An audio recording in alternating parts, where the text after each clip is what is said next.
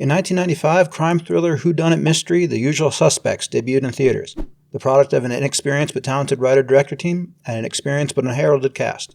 I caught it the following year with a girlfriend that could not be made to understand a single scene throughout the entire 1 hour and 42-minute runtime. She was a very attractive young lady.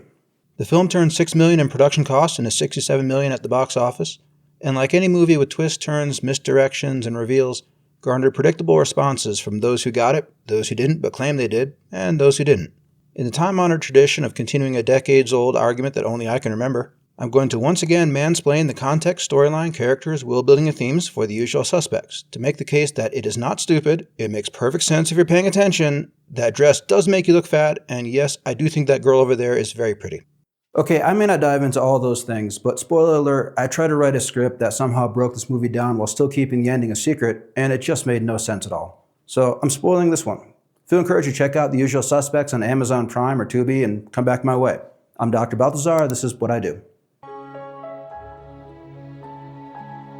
For context, the film was written by Christopher McQuarrie and directed by Bryan Singer, who had worked together 2 years earlier on the low-budget film Public Access.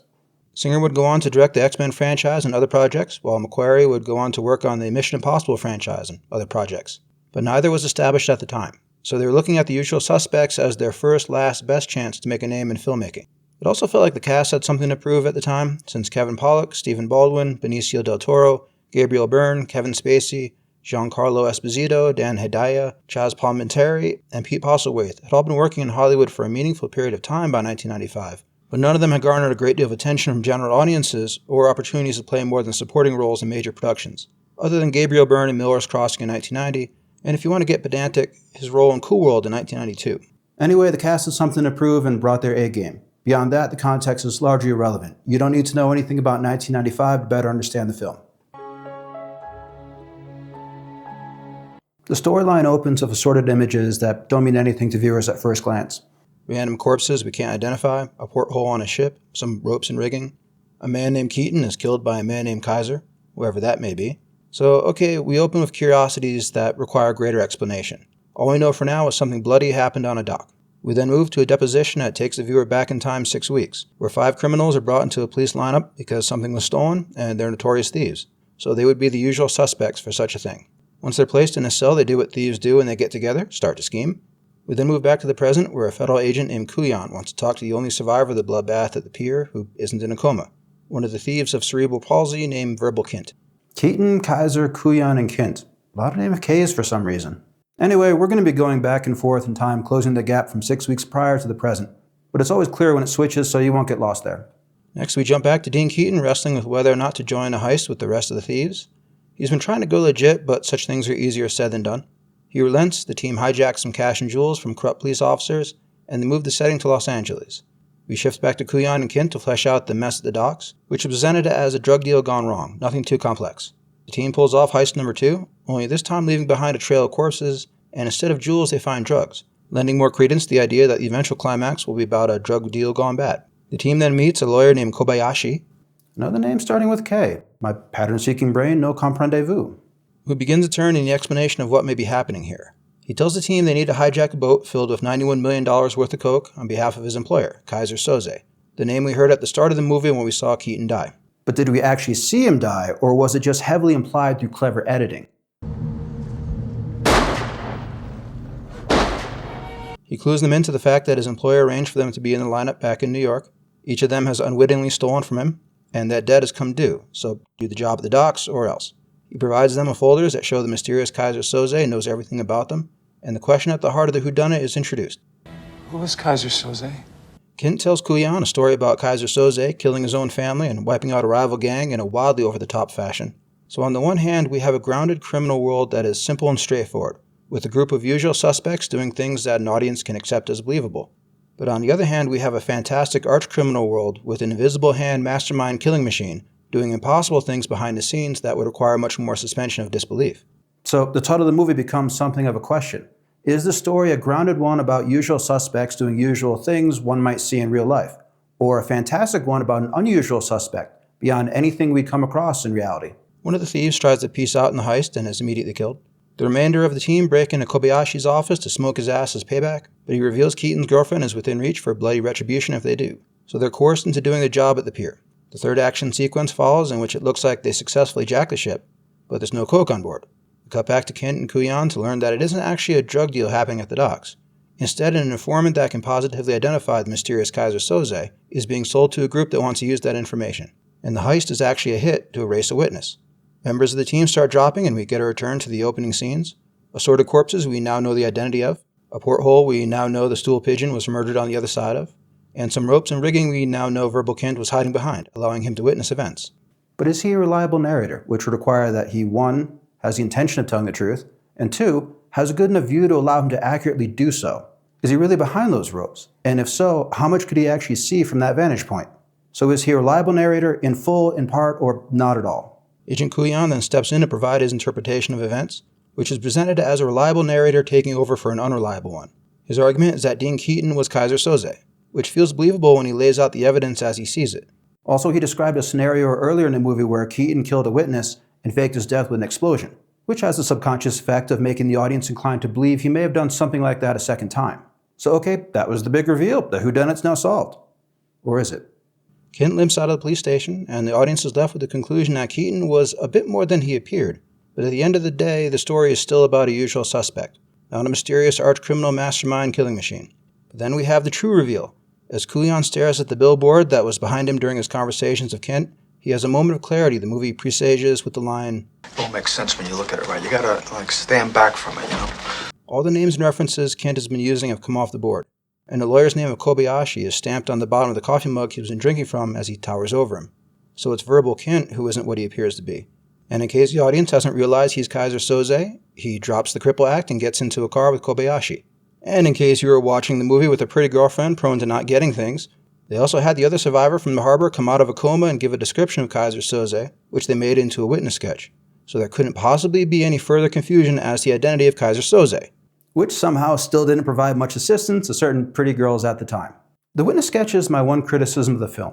The drug heist that was actually a hit on an informant to keep Kaiser Soze's identity a secret becomes irrelevant when a witness provides a positive ID of Kaiser Soze for every law enforcement agency on the planet to add to their files. Everything we saw in the movie was done to keep a cat in the bag, and with that drawing, the cat is now out of the bag.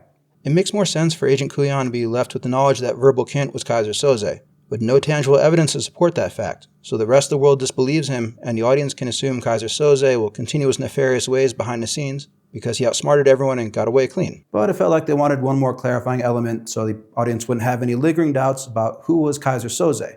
So I get it, but I don't agree with it. Anyway, roll credits. For characters, let's start with the prospective Kaiser Sozes. First we have Agent Kuyan's choice, Dean Keaton, who is played by Gabriel Byrne. The character had to be believable as a leader and a ruthless killer, but also presents a soft side vis-a-vis the love interest that was trying to steer him away from a life of crime, in order for both Kuyan and Kint's versions of the character to feel believable. Byrne covered all the character needs without issue. Another choice was Keaton's, the lawyer Kobayashi. The character needed to come off as hard to read, and Pete Postlethwaite accomplishes that goal. A third option was Kint's version, a shadowy figure we don't ever get a clear look at, a faceless devil incarnate sort of thing. An uncredited actor named Scott B. Morgan played the long-haired villain in a flashback, which works as a misdirection since he comes off as physically imposing in a way Verbal Kint is not. The final choice is the actual Kaiser Soze, Verbal Kint, who was played by Kevin Spacey in his breakout role. He didn't need to present us with multiple sides like the Keaton character. He just had to come across as meek and overshadowed by stronger personalities, with an occasional hint of something else at play, which Spacey did to perfection. I've said in the past that for a whodunit to work, there needs to be clues that allow viewers to work out the mystery on their own, that they misinterpret the first time around, so if they watch the movie back, they can see the conclusions they should have made. There's only one direct clue that Kint is Kaiser, and it's this brief moment here. Kint knows Special Agent Kuyan is behind him, so he can't see his expression, and it doesn't fit that he'd be smiling about anything at this moment. Kuyan is going on about how he believes Keaton isn't really dead, and is the mastermind behind everything that's transpired, so what else could that little smirk be other than a momentary dropping of the mask, because he was the one who killed Keaton and was therefore Kaiser Soze. Agent Kuyan is played by Chaz Palminteri, who does an excellent job portraying a character that is confident and intimidating, but not as bright as he thinks. I'm smarter than you. And I'm going to find out what I want to know. And I'm going to get it from you whether you like it or not. Allowing him to convincingly take the audience in the wrong direction and make everyone's moment of clarity at the end that much more entertaining. The rest of the cast are fairly straightforward. They're either competent cops or competent crooks. Dan Hedaya and Giancarlo Esposito are believable as no-nonsense cops. They usually play villains, so that was kind of fun in an ironic sort of way. Kevin Pollak usually plays nice guys, so his role as Todd Hockney was also fun in an ironic sort of way. He had some of the best lines to establish he was a dick. You know what happens if you do another turn in the joint? Fuck your father in the shower and then have a snack. Benicio del Toro plays Fenster, who he decided to give a wild accent to, and Singer apparently just said, okay, let's run with it, which was stylish and unexpected. How many fucking keys? You cocksucker, what the fuck? And while Stephen Baldwin has never rated all that high as an actor in general, or even within the family Baldwin, Fuck you. the role of McManus seemed to fit him to a T. For world building, we have two worlds in competition with one another. The grounded world of mundane crime and the more fantastic world of criminal masterminds. Different characters believe one or the other to be real. Kuyan and Keaton flatly reject the idea of a Kaiser Soze, There is no Kaiser Soze. while others are less certain.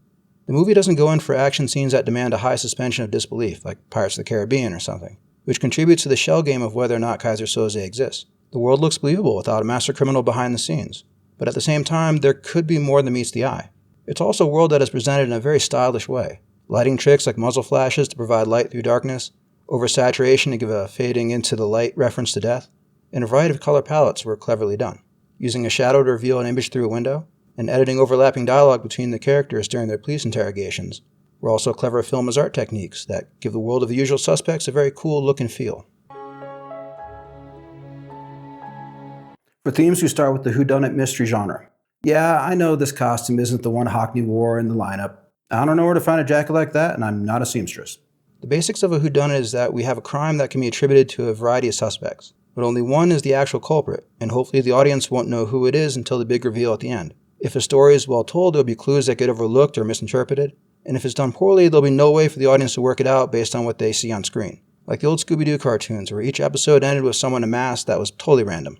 We have a minor theme of free will. Movies of criminals often ruminate on whether they voluntarily choose a life of crime, or are compelled into it, and once in are never allowed to leave. The Keaton character directly wrestles with that concept, and throughout the narrative, the thieves are often coerced into the actions they take by cops or other criminals, which calls into question how much of their own destiny they really control.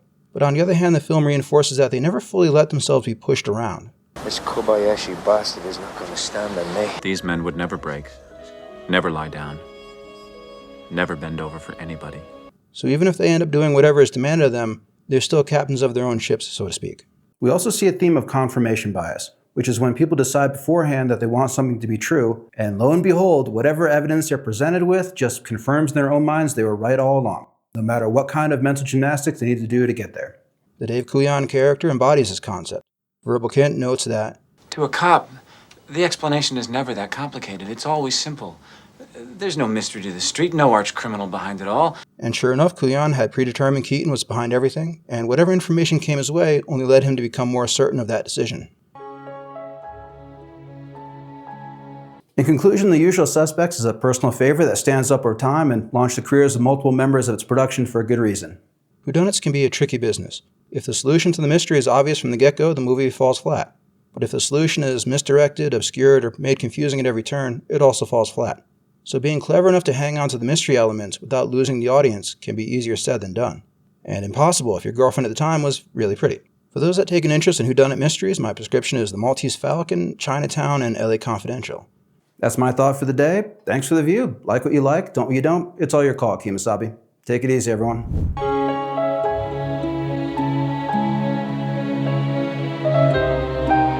You know, if that girl wasn't so pretty, she'd be a senator by now. Who's Kaiser Soze? I don't get it. This is dumb.